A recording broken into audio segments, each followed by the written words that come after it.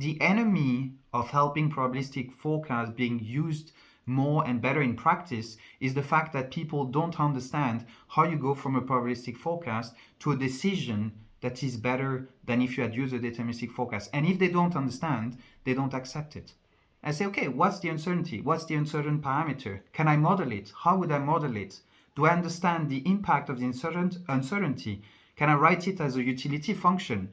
Would I optimize versus that? And if so, would that be an expectation? Or would I think about the worst case, right? What would be the regret?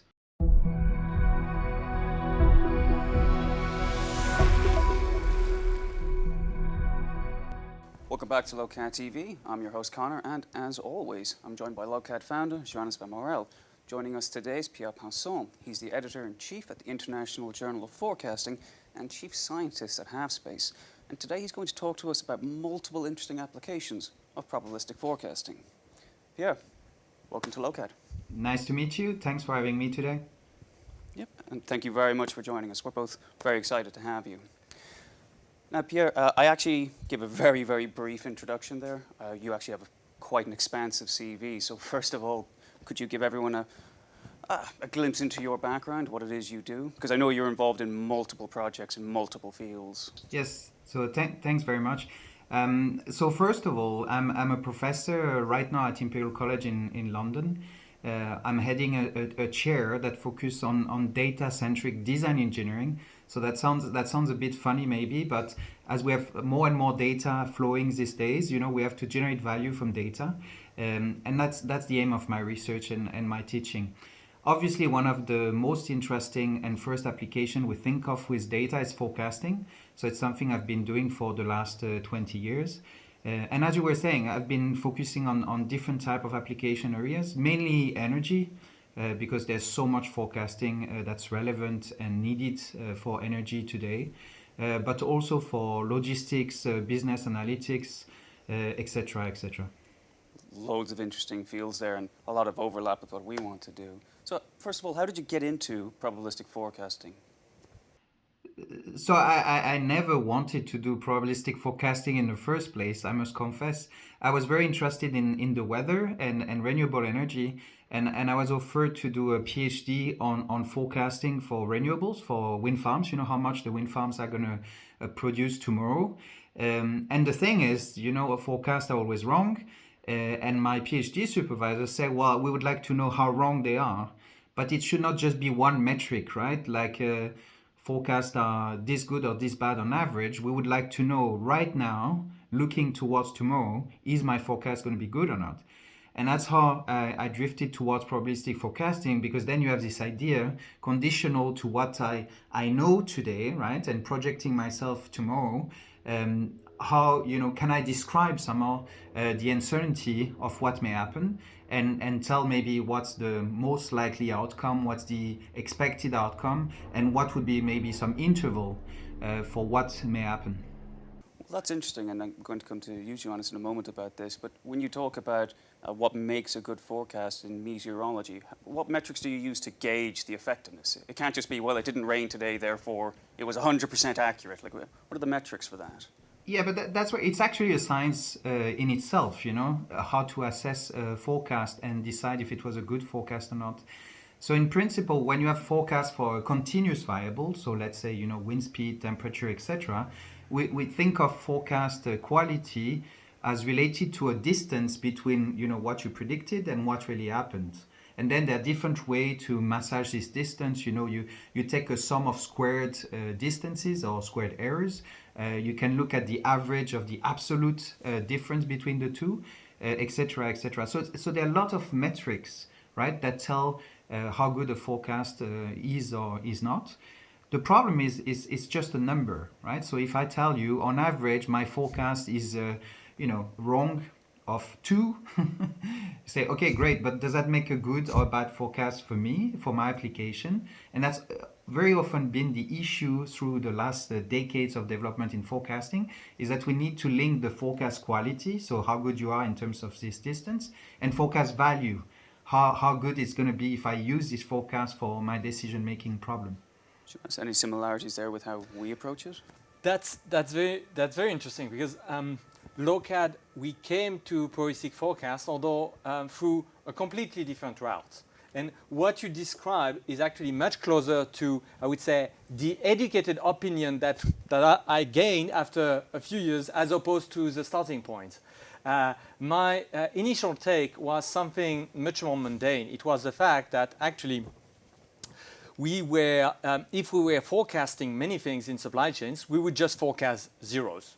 You know, and I've told this anecdote a couple of times, but basically when we did our first attempts at forecasting things from sales for mini markets, where most products are sold like 0 times per day on average, you know, that's the closest thing that you can get rounded to the closest integer. You have like zeros all over the place, you know, 90% plus, probably 95% plus of the products in your typical mini market has just zero units being sold on any given day. And thus the problem was literally that we're having this problem. And so we sought to have like forecasting with a bias that led us to quantile. And then as we were, you know, toying with quantile, we realized that, well, we should probably have like all the quantiles at once, and we went into probabilistic forecast. But nonetheless, that's the journey we went through. But nowadays, when I have to kind of explain why does probabilistic forecast matter, I think the way we approach it is that, yes, your forecast is desperately inaccurate. We know it. I mean, my forecast, in the case I'm a vendor, is desperately inaccurate. But this is not the same thing as saying I have no clue whatsoever about what those inaccuracies will be. Actually, I have a fairly educated opinion on the realm of possibilities. Everything is possible, but everything is not equally probable. And thus, you kind of, and then the thing that is most bizarre and most intriguing to people is that in this thing, you know, this analysis of error, there is a structure of its own, and that you can actually learn that from the history, just like your primary target. And that's where it gets very, very weird, because people think, you know, intuitively, okay, you're telling me uncertainty is the fact that you don't know stuff, and now you tell me that there is in structure in what you don't know. You don't know, but you do know.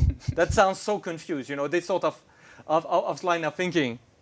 I don't know what was, I mean, maybe, you know, in your experience, I mean, in my experience, literally the first reaction when I started to, you know, to advocate for those probabilistic forecasts, and I know that people in meteorology were pioneers, you know, or, more than a decade before us.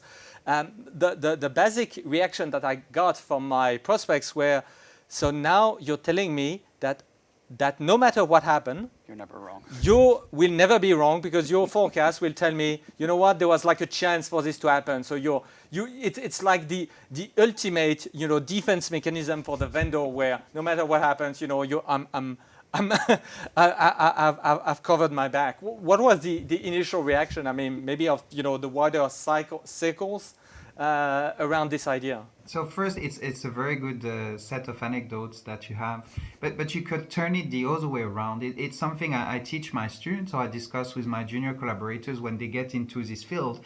The opposite issue is the big mouse paradox that would come from psychology and marketing. So when you have different people in a room, right, that just try to, let's say, compete for convincing someone, as an audience, we are always going to give more credit to a person who is overconfident, right? And not maybe wrong, but coming out as overconfident. And we have this parallel with forecasting. Still today, you know, most people prefer to have a deterministic forecast because it gives you, you know, this feeling of confidence. This is what's going to happen, even though you know it's going to be wrong. While when you provide a probabilistic forecast, you're actually being fair to people. You're telling them, let me confess, I cannot be 100% sure what's going to happen, but I can give you a pretty good idea, you know, that it will be within this range with this kind of probability.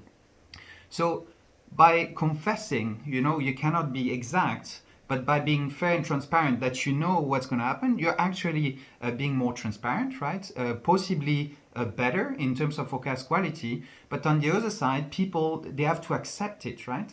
They have to go against this kind of cognitive bias that you want to have this kind of determinism in your life. So I think it's one of the biggest issues we have as people working with probabilistic forecasting.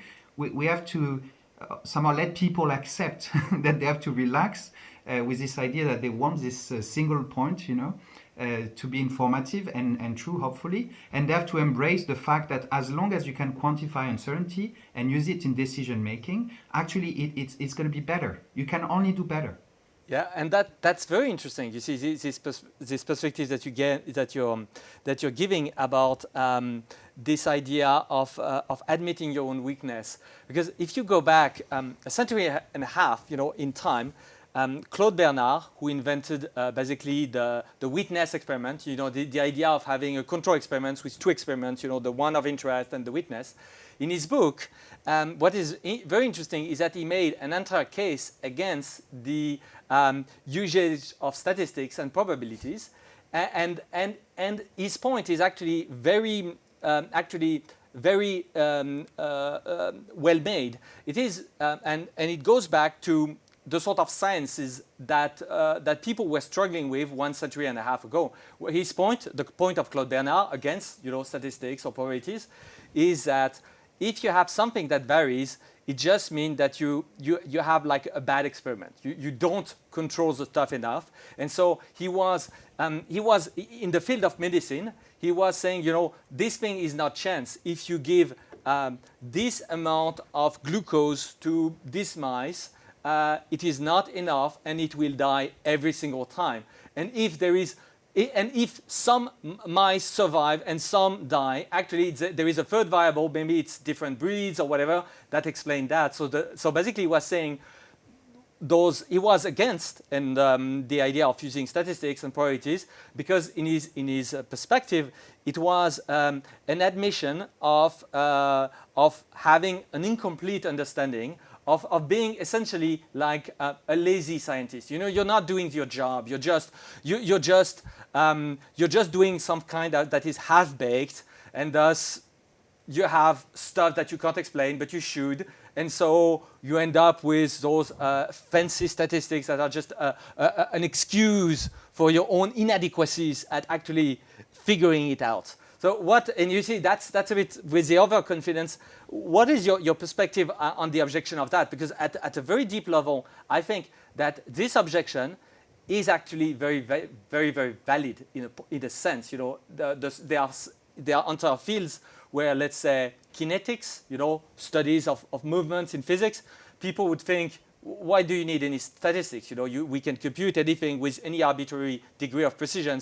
Certainly, you don't want to have like probabilistic ballistic trajectories. People could have like super precise this without statistics. So what is your kind of take on this class of objection?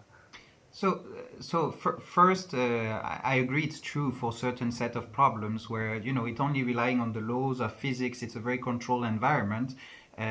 You think the deterministic approach and using the laws of physics should be good enough, so you should not worry too much about all these uncertainties and having a probabilistic framework. But then if you look at the more general case, right, it's almost a philosophical statement about the world. Do we believe the world is fundamentally deterministic for whatever happens, everything, right? Or there is actually some kind of stochastic behavior around us, some stochastic rules. And so that makes that the very basic idea of determinism, right, cannot always be used. So we see that for the weather, right? We've been trying to think, if we have more and more measurements, if we are better with the laws of physics, somehow we should be able, to look at it as a deterministic process, and we're going to be able to just predict it, right? And that's a good hope. But there's been, I think, repeated experiments over the last 100 years where we realize eventually maybe not everything can be deterministic. And even this argument that you mentioned, this incomplete knowledge, I think there's so many things we need to model and to predict where we will never have enough knowledge so that we can end up placing ourselves in a deterministic framework. It's just not possible.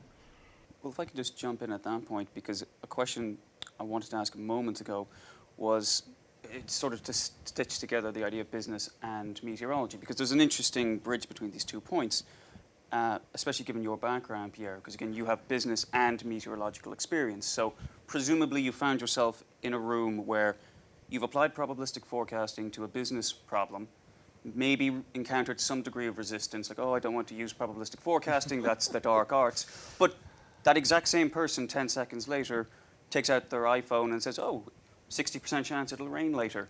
Better bring an umbrella. How do you at that moment traverse that sort of cognitive dissonance? So it's a very good point, and there's a cultural issue there. I think we've seen that. You mentioned the weather forecasting as it's an important field actually, because it's everywhere. Everybody is using weather forecasting and is sensitive to it, is sensitive to this information. So it's actually a field where it's been seen that if we change the way we communicate the forecast information, there are things that work, there are things that don't work. It's difficult sometimes for people to really appraise what the information is about. But we find it useful. Whatever happens, we know we find it useful. But it's a process. And I think the same process, we have to go through it in different fields. So that can be a business, that can be some engineering problems, that can be insurance, that can be so many things where actually we as scientists or even forecast providers, the industrial ecosystem, they have to contribute to change this culture so that people, clients or users in general, they actually realize, that we can think differently and that there are benefits. Well, just to follow up there, because you said that you found, if I understood correctly, that there were certain mechanisms for conveying information, meteorological information or meteorological forecasts that resonated with people, and there were mechanisms that did not.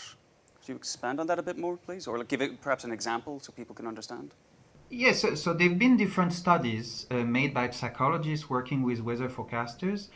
So for instance, if you were to make a statement, you were talking about probability of rain. If you make a statement saying, I'm based in London, so let's say in the next 2 hours, there's a 60% chance over London. So if you were to ask people, some people would say, oh yes, what it means is that it's going to rain 60% of the time over this period over London. Some other people said, if I'm at a given location in London, there's going to be 60% of locations over London where it's going to rain. But people had difficulty to understand that probability fundamentally meant, no, it's either going to rain or not. And the chance of this happening is 60%, right? So the way people appraise probability, it can be very different, right? So this is something that we've seen. And you have similar aspects when we work with users, or let's say clients, you could call them. It's a bit of the same. There's always a part of work that's developing the probabilistic forecast methodology and looking how it could be used in practice. And there's at least the same amount of work that has to go into them understanding what this information really means and how eventually they can interpret how it affected the way to make decisions. Because the enemy of helping probabilistic forecast being used more and better in practice is the fact that people don't understand how you go from a probabilistic forecast to a decision that is better than if you had used a deterministic forecast. And if they don't understand, they don't accept it. Well, Joannes, how do you white box? Because that sounds like white boxing, essentially, making it clear. How do you white box that? Yeah, we are doing something that is both similar and dissimilar in this at the same time. My struggle, again, I come from supply chain background, is that it's the information overload. People have already way too much information, and even the forecast, the plain deterministic forecast, it's already as many time series as there are SKUs, and for our largest clients, millions of SKUs. So it's already gigantic, and people already go for super aggregated forecast, which present all sorts of problems, such as, for example, whenever you forecast a product category, it doesn't say that there are products entering the category and leaving the category at all time. So you end up with all sorts of very bizarre twists just because you're looking at the aggregate and not at the thing. So you have like all sorts of twists. And that's not even discussing about probabilistic or deterministic.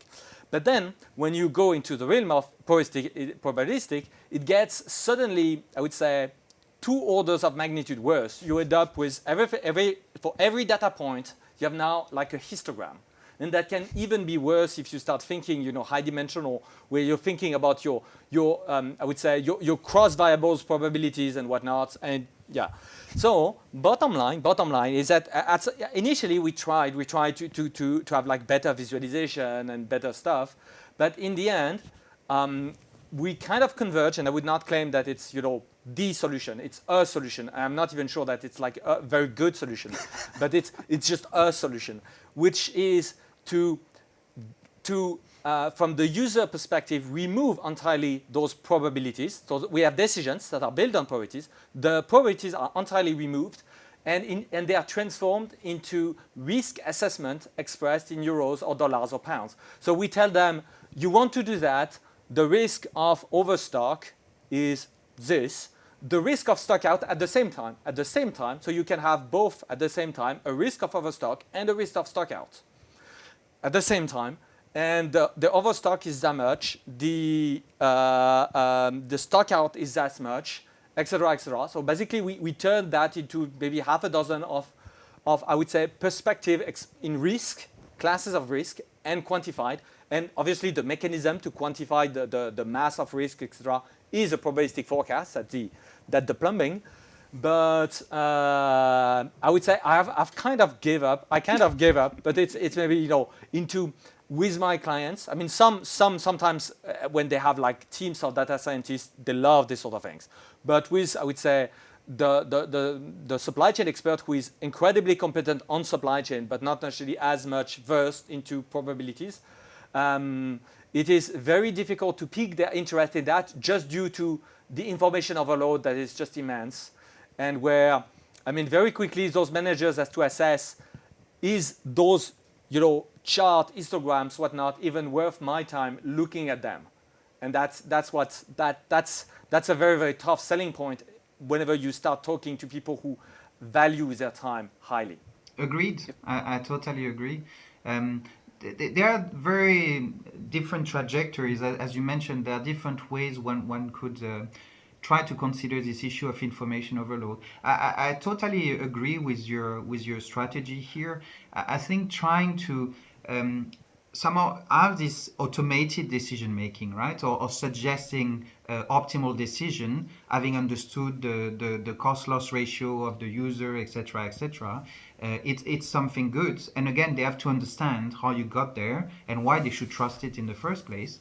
Which is funny, again, because when it was deterministic, they would trust it. And now that there's the word probabilistic, they don't trust it anymore. But that's another story.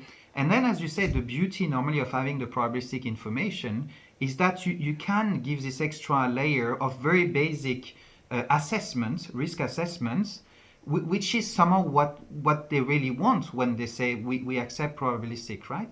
Please tell me what risk I'm exposed to.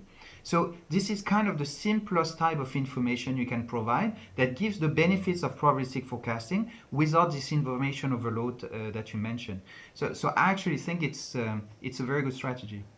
Well, we've kind of started to merge the topics together, like meteorology and business. So on this point, Pierre, because again, you have a lot of experience in both, what are some examples of, let's say, key meteorological forecasts or meteorological data that you've taken and applied in a sort of business or logistics context?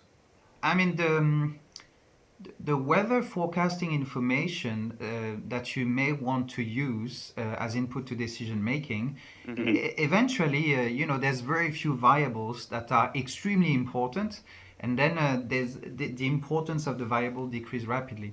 So the most important variables are temperature. Clearly, the temperature is something that drives so many other processes in our lives. Then there's precipitation. Clearly, and now more recently there's wind, because in the old days, let's say like 30 years ago, when weather forecasters would tell about wind, they would produce wind forecasts. Almost it was for the fun, because no one cared too much. It's just, is this going to be windy or not? And maybe if you do sailing, you're a bit more interested. But today, because of energy applications, wind speed forecasts are extremely important, because just a small forecast areas in wind speed translate to huge forecast areas in forecast for the energy that's going to be available tomorrow. So think of a country like Denmark, where on average half of the energy comes from the wind, right? It's quite important to have good wind forecast. So these are the most relevant variables, and now it's also going towards solar irradiance because of solar energy. But I would say these are the most important variables. And after, in terms of impact, these weather variables are used everywhere today. I mean, when you look at the importance of weather forecasting and the quality of weather forecast in our daily lives, so that can be, you know, in a business context, but also in our everyday life context, it's extremely important. Surely in terms of perhaps like lead times when it comes for goods being shipped from abroad, I mean, understanding what Pierre has just described, that must factor into probabilistic forecasting for supply chain, for example. So in the entire history of Lokad, I think we had, unfortunately, only 2 occurrences where we actually managed to use weather data in supply chain situations. Again, that might be lack of talent, lack of dedication, or plenty of other things. But the bottom line was to forecast. We had with a large European electrical provider in Europe a decade ago. We had a contract to improve their power demand forecast, take into account the weather, and that is, for me, that is the only case where there was like a very clear win in using weather data. It works. But the bottom line was we were looking at forecasts that were already quite aggregated, you know, essentially by regions. And so the forecasts, even without the weather, were already very, very accurate. I mean, like 2% accurate, because they were very aggregated. But by the way, that was just power demand, not just and power demand only for one day to the next. So you were just looking 24 hours ahead. And on a thing that was, at least you say, in terms of order of size, the aggregated regions would be, let's say, a country like Belgium, or maybe France split in five areas. So fairly aggregated, fairly high level. So without weather, you would have like something like a forecast, a time series forecast that was like 2% accurate. And most of the inaccuracies being precisely caused by rapid change of weather. You know, when it's cold, it tends to remain cold. But then when suddenly you have like a change of weather, suddenly you have this jump and you don't see it. So that was more like you had a forecast that was like 0.5% accurate on average, but then you would accumulate maybe 5 or 6% inaccuracy on the day where the weather was changing. And by bringing weather in, they had already, before Lokad, achieved something like 0.5% accuracy. And with Lokad, we achieved pretty much the same sort of accuracy, but just with models that were actually much more simpler and more manageable in terms of computer software. So it was a specific type of undertaking. That was the first thing where I've said that it does work, you know, really well.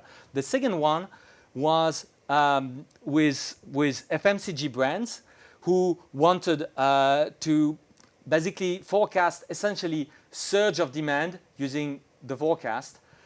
Unfortunately, the results were mostly negative.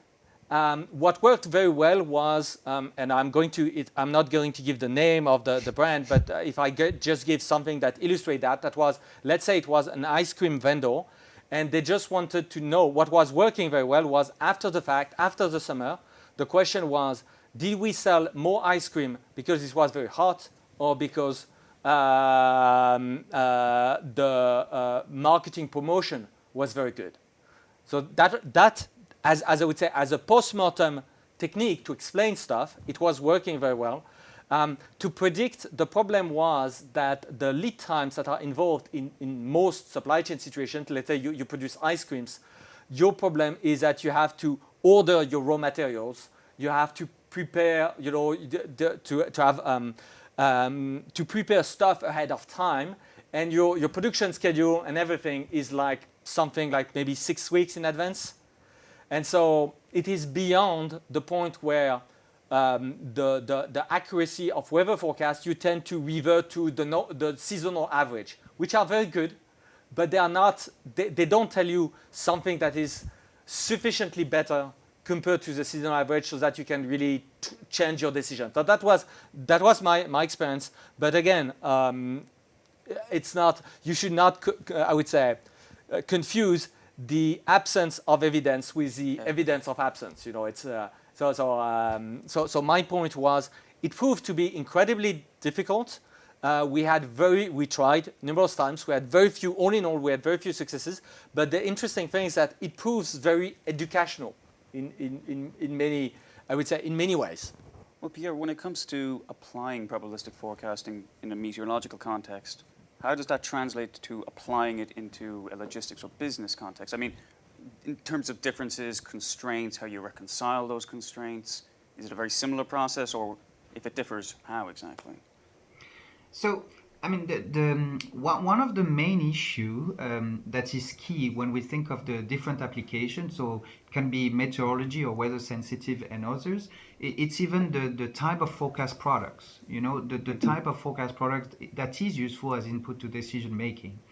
So typically, weather forecasters have decided in a way that the type of forecast product that is the best, it's scenarios, right? So they have this ensemble forecast, which is a bunch of trajectories, so potential futures. The European Centre that's based in the UK has 51, for instance, alternative scenarios. One of the scenarios is the classical deterministic forecast, but they have 50 alternative futures, right? So it's 51 different forecasts, and then you try to bring that in, maybe your decision making machinery, right? But there are many type of decision processes where it's not what you really need. So the main difference I've seen between meteorology and other fields or application areas is that we have to spend a lot of time actually thinking what's the right forecast that we need as input. Because we talked before, you said histogram, right? I would think in terms of density. Mm-hmm. For me, it's a very nice forecast product. If you do trading, you love to use these densities. I mean, scenarios, okay, it looks nice, but what you really need is these densities. You have the full description of the probability density function, and that's the best input you can use. For certain problems, people are very keen on having intervals. They say, I prefer to predefine the levels of confidence I care about, right? The coverage of the intervals. And then I just want to see intervals. Again, we try to avoid information overload, but I know I would like to have this kind of information as input to decision making, right? And sometimes it's a given quantile. So people say, I already know my cost loss, so could you please just extract the single value from the full probabilistic forecast. So what I think is the most interesting, someone we're comparing the different kind of application areas, is that it makes us think a lot. Maybe as scientist or developer, we have a very complex idea of what a probabilistic forecast is, but then we have to project ourselves into the world of our customers or clients or people we're going to work with, and we have to find what's the best way somehow to render all this nice information from my probabilistic forecast into what's most useful for them. Joannes, is that how we approach it as well? Yes, although, again, that's from my background, I tend to, as a vendor, enterprise software vendor, one of the primary concern is cloud computing cost, in a very mundane way. I mean, Lokad, just to give you some sort of scale, Lokad for its customer base is managing about a petabyte of data. That's what we are paying for right now to actually Microsoft, who is actually our cloud hosting provider. So it is very good business for Microsoft. For Lokad, I mean, it's nice, but the bottom line is that there are costs involved, and most of what we are looking is driven by the sort of cost efficiency that we can have, in terms of banks for bucks, once we have to throw computing hardware at it. So just to give you a sense of what I'm getting at, histograms and probability densities I agree, are typically the best. It's very super rich, super nice, super easy to use. But the problem is that in one dimension, this is kind of this is okay. You have like a fixed cost, so you inflate the amount of data by, let's say, 100, and you have like a very nice histogram that is going to be good enough. But then if you go two-dimensional, because you want to have like a matrix of probabilities, because you want to look at things like, for example, the probabilities of having this amount of demand for this product and the probabilities of having the same demand for another product but joined. And the reason being that actually those things are competitors, and when demand surge for one product, it tends to be from a cannibalization from the other one. So there is something where you want probabilities that acknowledge the fact that most likely if a product is going to surge, it means that another is going to diminish and vice versa. So now if you do it with a matrix, so you have like a two-dimensional histogram, well, you have not 100 times more memory to all that, but 10,000 times. And it gets worse. So we end up with, whenever you want to go higher in the dimension, into things that are very, very costly. And similarly, when you want to go into, I would say, Monte Carlo style simulations, which are very good at dealing with high dimensional stuff, the problem is that you have like diminishing returns with many scenarios, and you may need actually really a lot of scenarios to even be able to observe a risk that is a little bit rare. So it needs like tens of thousands of instances. So most of our considerations, due to the fact that, again, we are kind of hiding. I mean, we are not very secretive, but we are not, for most of, I would say, our clients, they are not on a daily basis, interacting one-to-one with those forecasts. We, as part of our own plumbing, we are using, I would say, a mix of techniques where computing cost is one of the big concern, and to keep it manageable. And the cost, it's not just the fact that we pay to Microsoft. It is also the fact that when you're using something that is more fancy, the calculation itself takes longer. So Lokad pays people to wait in front of their screen, waiting for the damn probabilistic forecast to complete so that they can go on with their life and fulfill the mission for the client. And obviously when you think about that for I would say deterministic time series technique, most of them, especially the pre-machine learning one, until let's say the 90s, for the computers that we have right now, you can almost have them in real time. So it's like super, super snappy. You want ARIMA, you want exponential smoothing. All of those things can be done in real time, even if you have like cyclicities and whatnot.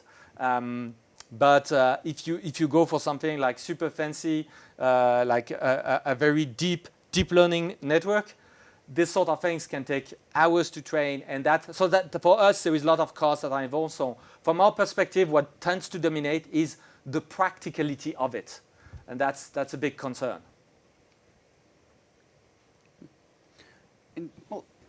So Pierre, again, one of the things that you do, you mentioned you teach at the Imperial College London, and you encounter students who come to your class to learn about probabilistic forecasting for the first time.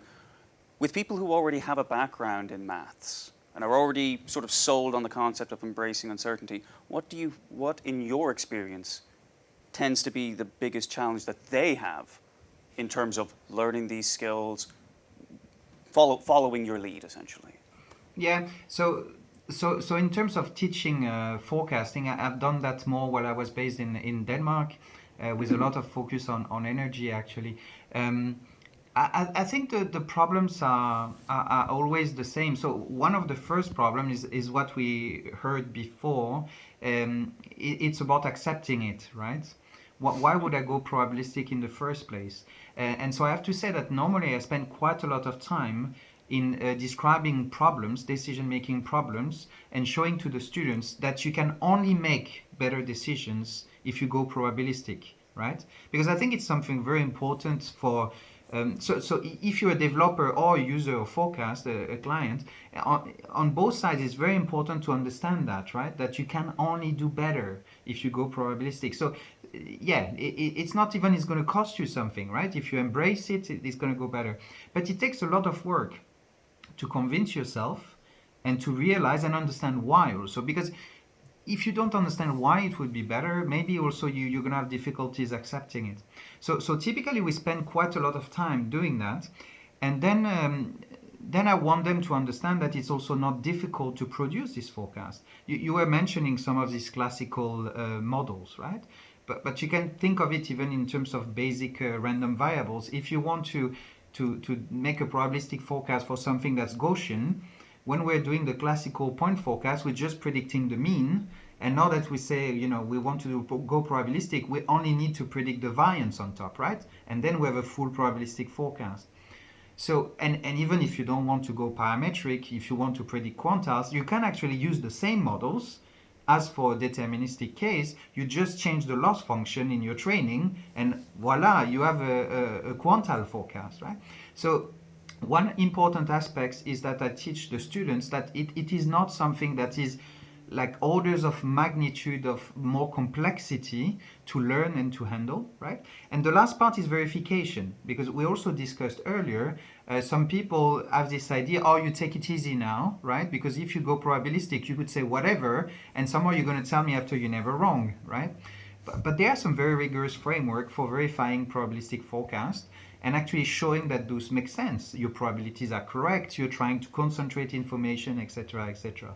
So these are the main blocks that I go through with my students, and my experience is that these are really the foundation, the basis that you need if you have to handle probabilistic forecast after in your work. By the way, my own struggle, and it's very funny because you are probably privileged in a sense of having your students, because my prospects are typically have already received an education in the form of what consultants tell them. That's where I was going with this. Let's make enemies today. And so the problem is that there is, I would say, anti-advocacies, where, for example, the lean movement, and the idea, for example, that we should waste less. I mean, yeah, as a general principle, yes, it is better to avoid waste. By definition, waste is something that is undesirable. So it's I would say, tautological in nature in terms of statement. There is nobody that is saying, let's produce waste for the sake of it. But and that's part of, I would say, the lean manufacturing movement, lean supply chain movement. Now, the problem with this sort of line of thinking is that you end up with things like, for example, if you say that you have things that are wasteful, like long lead times, you want to concentrate them. And but at some point, what you have is that you can have a process that is not necessarily very wasteful, but very inefficient nonetheless, due to the fact that you have tried to compress your lead times as much as possible. For example, if you want to move stuff as fast as possible, the aircraft is best, but the efficiency of aircraft in terms of fuel is absolutely terrible compared to train or to cargo ships. So in and of itself, going straight for the kill in terms of things like zero stock, zero delay, zero waste, zero blah, blah, blah, which is kind of, the sort of perspective, general perspective advocated for certain movements, which are a way to remove entirely the uncertainty. Because you see, if you have like zero lead time, then suddenly why do you forecast? You only need to deal with whatever is right in front of you. If you have zero stock, why do you need to manage with potential risk of overstock or whatever and whatever? So my interesting take is that part of the challenge, but I would be interested in having your perspective on think of having people that did not benefit in their early years of a course that was demonstrating the superiority of this sort of probabilistic thinking, that then went through 1 or 2 and sometimes 3 or 4 decades of brainwashing is too strong, but let's say very opinionated advocacy of consultants to basically remove all sort of uncertainties from their supply chain. Some of the uncertainties, I would say, the sort of accidental one, where you just have uncertainties that emerge due to the fact that you have a crappy process. Those, yes, you should remove them. You know, it's just if people, for example, don't have the proper skills and some people just do garbage, yes, this is not the sort of uncertainty that you want. But you have other uncertainties, such as the fact that maybe cargo ships are a little bit slower, just due because, again, of the weather, so it's not going to go at the same team every single time. But it is perfectly acceptable to tolerate this uncertainty if you have the tools to deal with it in a way that is, you know, somehow sensical. No, you're right. Typically, we frame this issue as a matter of cost, because somehow to remove the uncertainties, it's a cost, right? So if you have an infinite amount of money that you're ready to invest in removing all uncertainties, why you could do it. You might as well do it, right? But any kind of uncertainty, as you say, beside the uncertainties because you're doing something wrong or, you know, some inefficiencies, but any kind of more fundamental uncertainty in your process that you want to remove, is going to cost you a lot, right? Most likely a lot. So it's a typical problem where you say, okay, great, you want to remove all uncertainties as if it came for free. If it came for free, we would have done it too, right? So this cost is something that we have to decide. This is something we can bear. And we have a parallel which is very interesting in energy, for instance. I was saying I work a lot with renewable energy. If we were developing storages, you know, to have an infinite amount of energy we can store at any time and for as long as we want, somehow the problem would be over. Some people say we would not need to forecast, we would not need to worry, but deploying batteries at this kind of scale we're talking about, the cost would be ridiculous. It's not even conceivable, right? So this is just an example in energy, but we have these examples everywhere. So typically we have to accept uncertainty and be smart in how we're going to accommodate it, because the only alternative to try to remove it is just extremely costly. And that is very interesting for me, because you see the point that you've made, you have to consider that it's a trade-off, it has a cost, and there are alternative ways to use your resources and whatnot. That's literally basic economics, chapter 1.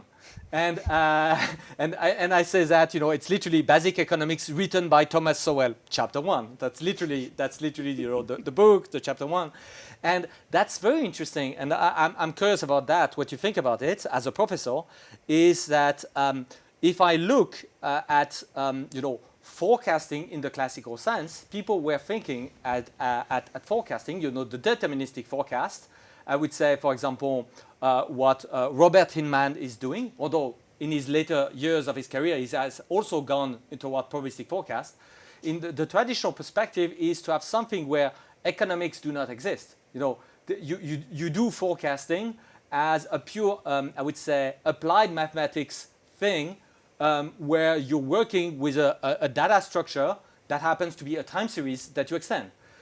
And so all those considerations that you have to, you know, consider alternatives and whatnot, they are not even part of the framework. You know, you don't, just like people who do group theory don't care about, you know, anything but the sort of algebraic property of the thing. The fact that, you know, economies exist, the world exists, you know, it's things that are completely inconsequential from this perspective. So what is your take? I mean, from from as a professor, it seems to me that compared to, I would say, the sort of course that I got my time, ages ago, about forecasting, which was literally something that was very much anchored into, I would say, an applied mathematics stance, you have something that is quite different. This is not the vibe that I get from the sort of course that you're pushing.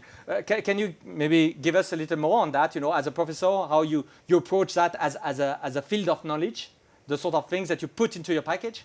Yeah. No. So there are different aspects to consider.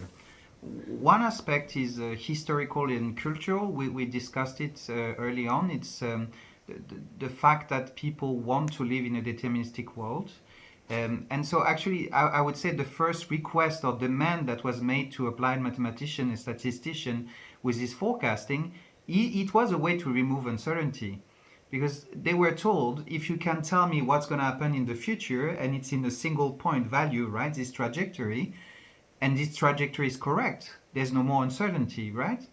So it's aligned to what you were saying before. People had this idea, we want to remove uncertainties by having this kind of knowledge, right? That would be given to us through some applied mathematics and statistics. So this idea, I think, is as old as the modern science and technical world we live in.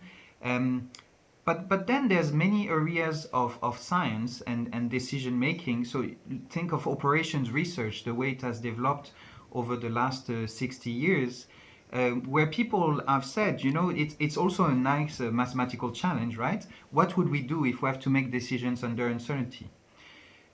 So they also started from a very mathematical point of view, not having to think about how it links to economics, to statistics, to data, etc. And what we're observing today over the last 2 decades is that there's a convergence of these different fields from science, so natural science, social sciences, economics, and it starts to make sense altogether. So now we can look at the world the way you said it, right? So forecasting is also a way to navigate through uncertainty, accommodate what would be the cost, of being wrong in different direction, and so somehow we merge what is the classical math and stat approach to predicting with the OR management science approach of decision making uncertainty with whatever comes from social science, economics, to appraise somehow utility functions, what agents care for, etc. So I think that's my philosophy when I teach this topic, and I'm not the only one. I think it's really something that's coming strongly at universities around the world, and also the way we teach more professional education. People who want to change their approach to decision making, forecasting, etc. In industry. So I think it's mainly that is changing. It's this convergence of different fields and ways of thinking. It occurs to me, again, in your position as both a professor and as someone who applies this professionally in multiple fields, when you have a class of students, I'm not going to say there's a self-selection bias there because some classes might be compulsory, but by definition, anyone in the room is already schooled in maths, probably at least somewhat open or disposed towards learning these ideas, these skills. But when you're in a business room or you're in a meeting and you're trying to sell this concept to people, you don't have the luxury necessarily of 15 weeks of 2 hours to sort of build all the elements from the ground up, and here's quantile forecasting, and here, So what is the sort of abridged version of that you use to sell this very consequential idea to people like me, whose formal background is philosophy, for example? It's really, so that depends on the type of user you have to interact with. Again, you talk about the background, right? The educational background. If the people in the room are more business oriented and have no STEM background, obviously we talk differently than if there is a STEM background, right? But I think it's really about the eventual value for the customer. So I have to say there's some kind of businesses where they're obsessed with like you were talking about overstocking, for instance, right? So it could be the same. There are some users we've been interacting with. For instance, it can be a ferry company, right? In Denmark, a ferry company can have to predict the number of cars and people, pedestrians that are going to come, right? You can work, I've been mentioning in the past, Maersk, that has all these containers over the world, these empty containers, and they may have to be relocated, and you have to predict demand. And so what you have to do is you have to be pedagogical, right? There is a cost for being long, there's a cost for being short.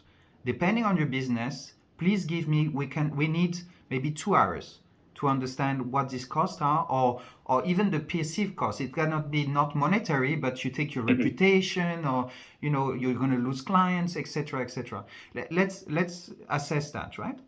And then we can make some rapid simulation where I'm going to come with this deterministic approach, I'm going to come with this probabilistic approach, and I'm going to show you how you're going to have a better overview of all these costs we discussed before and how you're going to be able to better manage them, right?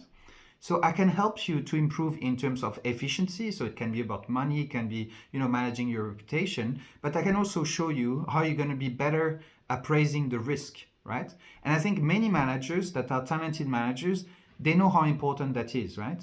It's good to make the right decision, but since you can never have a perfect decision, you want to understand what could be the consequences, right, of being wrong.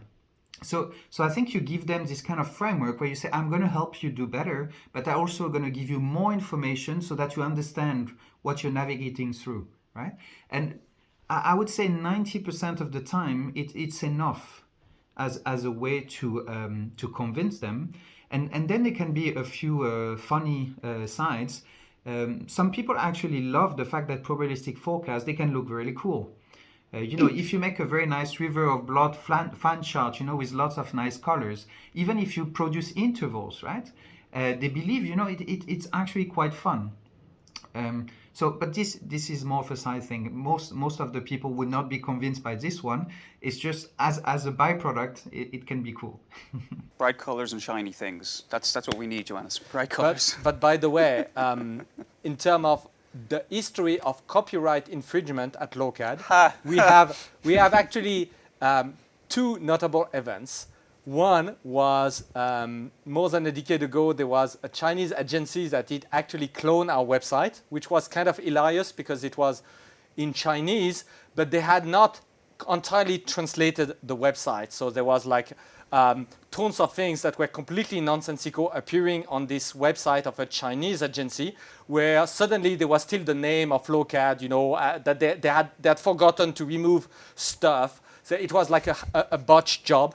And that's how I discovered them. I was like searching for my own company. I saw what is this company, what is this Chinese agency doing in the Google search results. And it turned out that they had actually cloned and recycled my own websites. That was the first thing. The second one that happened was we have actually a web page about our probabilistic forecasting technology, and we have a nice nice graph, although obviously I'm biased. It's a graph that is on the Lokad website. So it's pretty. It's certainly nice and cool. But it's basically an illustration of what I call the shotgun effect. The shotgun effect is just that if you forecast over time, your uncertainty grows. So if you look at the time series over time with a probabilistic forecast, and you look at the quantile lines, you end up with something that grows, and you get some kind of shotgun effect where you have like a spread of the uncertainty. And we had like a color gradient reflecting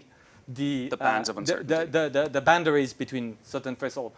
And the funny thing was, this illustration had been, I would say, at least stolen and recycled 20 times on LinkedIn to get some, viral post and whatnot. So that was exactly your coolness factor at play, where people were just grabbing that. And sometimes, hilariously, they were grabbing that to actually discuss things that were just completely unrelated to probabilistic forecasts. So that was just a cool business-looking graph that looked very, scientific-looking. There is some sort of hidden science in that, and people just ethos. These guys know how to use a computer. They must be smart. Yeah. Anyway, so I get your point. I mean, it has. And by the way, this is also the only reason why Lokad, as a company, has a component to produce pie charts. I mean, pie charts, especially the round one, they serve no purpose in business. As a way to represent percentages. It's not compact at all. It is very, it's much easier to have like a bar chart to convey the same information, much more compact. And then the legend, you can write them, because otherwise you have like the legend are all over the place. It takes you another page to convey what can be conveyed much more concisely with a bar chart. So bottom line, but still, we do have like, the pie chart capabilities, because it's the coolish thing to do, even if it's if it's just at like the pre-sale stage of the software. Well, from what I understand of Pierre, he takes very much the carrot approach to convincing people. Is that how you approach this, or is it more stick? I don't know. I mean, for us, first, as a business, the stick, you have no sticks. And, if the prospect doesn't want from you, they just walk away. You have like no leverage whatsoever, which is a good thing, because just imagine a world where a company had leverage over you to do something. I mean, very quickly, people resent that, even when you look at the amount of leverage that some companies are claimed to have over people. All in all, it is a small leverage, and people are already, I would say, deeply resentful of that. So, but that's a complete tangent compared to probabilistic forecast. Now, I mean, for me, the interesting things is that how do you, that's maybe a broader question, again, for this generation of people that we're going to enter the professional world, is that in a general sense, giving up on the uncertainties, it's a different way to even, think companies. I mean, when people think, for example, think that they are not going to go through their entire career in the same company, this is a sort of uncertainty. They will not have their career plan in front of them. They live, but they generate the uncertainty, that of their career. And more generally, it seems to me that this sort of probabilistic perspective, the idea that contrary to some ideas that were somehow existent in the 20th century, the end of history, at some point science would be able to tell the future, exactly like astronomy can tell the future positions of the planets, with great accuracy. How do you, I don't know, how do you reflect even during your career? You've gone through the motions already. You're not nowhere near the end of your career, but you've already, like me, went through being a student, being a professional, and then being a professor. What sort of evolution do you see in terms of, thinking and thinking the probabilistic nature of our world, in the stochastic nature of our world in all its aspects? I mean, it's a very open question, but it's I think it's not like a one-dimensional thing that you can approach. Yeah. So thanks. That's a very good set of ideas you're sharing here. I have to say, one of the courses I had the most fun teaching or building up, it's this course on decision making under uncertainty. And my idea there was not to actually build it in a very technical setup, right? To just learn about techniques for how you do a stochastic optimization, robust optimization, and the like, but more as a way to think about problems. Because I've been interacting with many different kind of companies, from pharmaceutical to shipping to energy, etc., etc.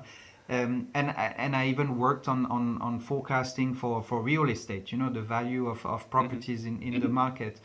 Uncertainty is everywhere, right? Whenever you make forecasts, and you need really this I'd say generic common approach for how you're going to accept uncertainty and take it into your decision making. So I'm mentioning that because, for instance, you were saying, it can be about personal life management, right? And I think today an engineer or scientist cannot go in the real world after working without having basic views on how to make decisions under uncertainty. It's just everywhere, right? And the way I've been teaching my students, I've been going through very simple aspects of our lives. I was selling my house, I was buying a new house, I had to decide to move at the time of this course, for instance. Everything had uncertainty. So I was telling them very basic stories. So, day-to-day life stuff. I say, okay, what's the uncertainty? What's the uncertain parameter? Can I model it? How would I model it? Do I understand the impact of the uncertainty? Can I write it as a utility function? Would I optimize versus that? And if so, would that be an expectation? Or would I think about the worst case, right? What would be the regret? Because the regret is this idea of the difference between, the cost of the decision I made and the cost of the best decision if I had known, right? And actually the students, what they would get out of this kind of course is a way to think about the world. It's not just, as I said, not the techniques. The techniques we can learn by ourselves, and in the future we have software anyway to do it for us, right? but this general approach of how we see uncertainty, we understand what it really is, and we connect it to impact, to decisions, to what we feel about it. It's something that is extremely useful every day, actually. I think things are drawing a little bit to a close, but I do have one last question, Pierre, and it's something that we've asked a number of our guests recently. We had Peter Cotton a few weeks ago. He works in financial markets, and in financial markets, probabilistic forecasting has been used for decades. Meteorology, the same thing, been used for decades. When you look at the probabilistic forecasting adoption curve in terms of, let's say, supply chain, the things that Joannes and I have been talking about, where do you see us, and what do you think would have to happen to move us along that curve to where meteorologists are or market analysts are? Because we're behind. We'll put it that way. We're behind. Yes, I mean, my view on that is that it's happening. It's something that we cannot prevent in a way, if we were ever trying to prevent it. As I said, through education, through this convergence of fields, through the fact that with more and more data and more education, people realize these uncertainties are there. I think it's just happening everywhere. In all the fields I've been working with, so starting from energy, 20 years ago when I was working on these kind of problems, people were laughing at us almost, right? It's just something where like, okay, you're doing that for the fun, or you're a young scientist, you feel you have to prove yourself, so you found a topic where you can do something, but actually it's not really valuable. And today probabilistic forecasting in energy is huge, right? So I think you mentioned meteorology, there's finance, etc. I think maybe the pace of change in different fields is not the same, but the effect eventually will be similar. It's just something that has to happen. So I think there are different ways. I think there are generic elements in all these fields of what's going to help making it happen. And I think education will be one of them. I've seen that in different fields. Some of the students I worked with, they took some positions, developed themselves in some companies, and they actually made a change. They managed to convince their leaders, that we should try that. Let's accept this uncertainty. Let's do it differently, right? There's always issues, there's change management, etc. But you see that actually these young people that have a different mindset in industry, they make a change, right? So I think through this education aspect, it's going to happen in different places. And after, I think there are other processes. So I have an example, for instance, with shipping. Shipping was very late, and is still quite late in a way, right? But as we see more and more push for a lot of super cutting edge tech, different fields actually look at each other and try to see the wins that different fields have with data, with AI, etc. And they want to bring it to them, right?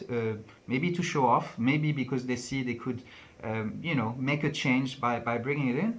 But we see that, right? That different fields are looking at each other and trying to see what's the next big thing we should implement. And I think uncertainty is one aspect that is there for all of them. And they all have an interest to try to look at what the others are doing. So sometimes it's through a transfer of staff. If you have a shipping company and you hire people from finance, for instance, they would be extremely comfortable with uncertainty and all the necessary technique, and then they can change things internally, right?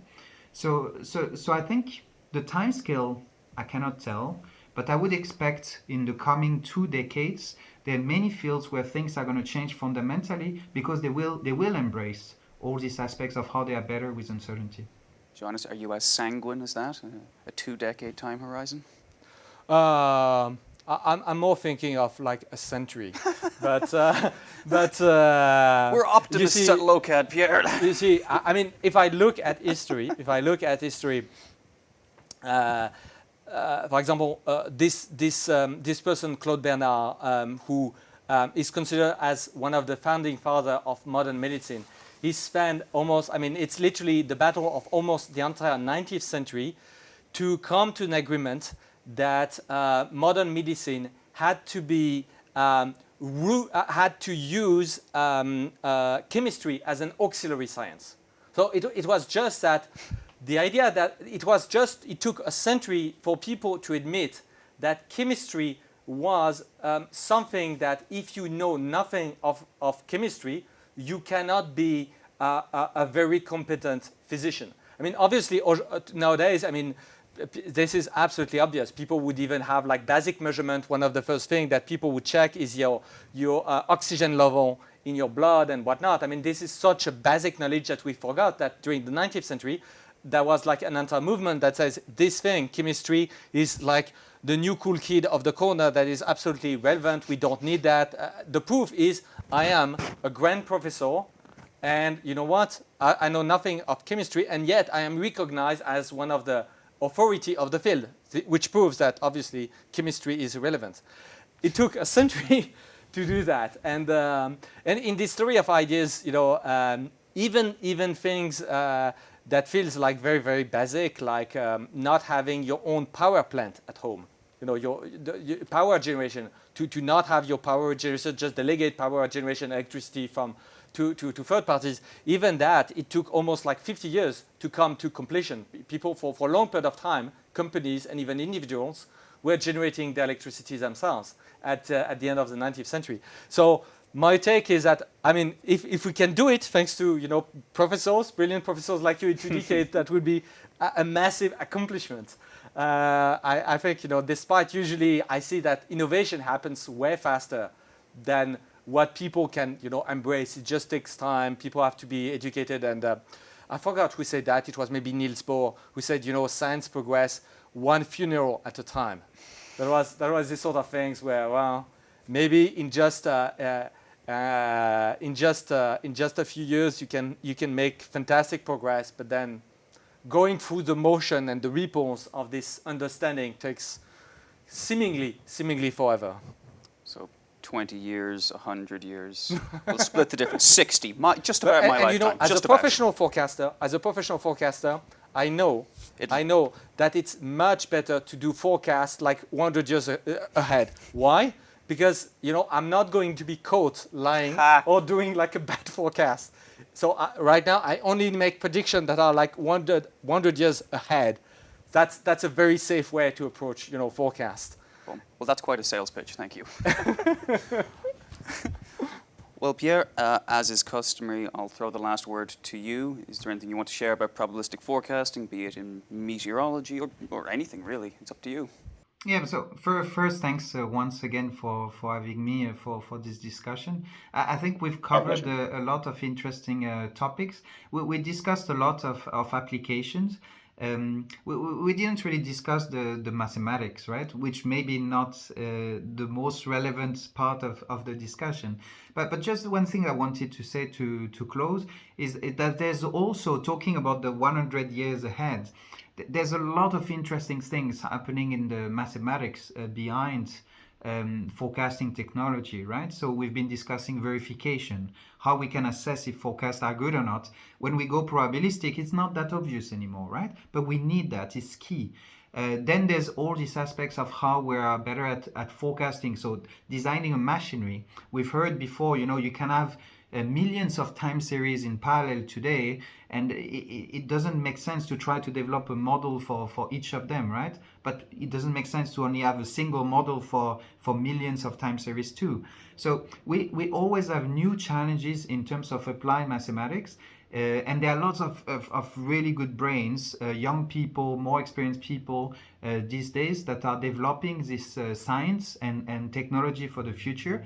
And I think we need to keep an eye. It's beyond the debate about uncertainty, right? Because I don't think this is that's going to make a change, but there's going to be other things coming up, I think, from this new science. And so I think we have to be ready for all this great stuff coming ahead. On that note, I think I'll draw things to a close. Joannes, thank you very much for your time. Pierre, thank you very much for yours. And thank you very much for watching. We'll see you next time.